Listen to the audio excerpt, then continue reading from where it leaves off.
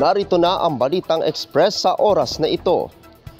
Brother vlogger umakyat sa rotonda ng lungsod ng Coronadal para sa larong Money Challenge. Umani ng iba't ibang reaksyon at kontrobersya ang isang viral video ng kilalang vlogger na si Chris Bryan o mas kilala bilang Brother, matapos niyang umakyat sa rotonda ng lungsod ng Coronadal bilang bahagi ng kanyang Money Hunting Challenge.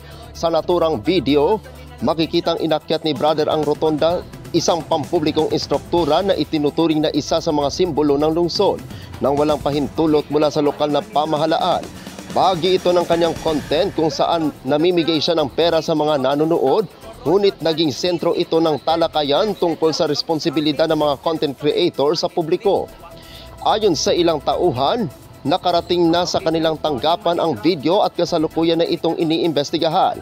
Ayon sa pahayag ng isang tauhan ng tagapamahala na tumangging pangalanan, wala siyang paalam o permiso mula sa pamahalaan at delikado ang kanyang ginawa.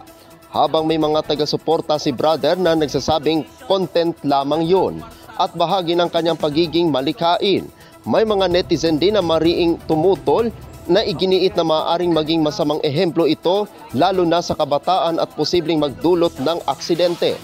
Sa ngayon, wala pang opisyal na pahayag si Brother ukol sa issue. Yan muna ang Balitang Express sa oras na ito. Ako ang inyong lingkod sa Balita Online, Apolinario 30 Dignadise Valencia.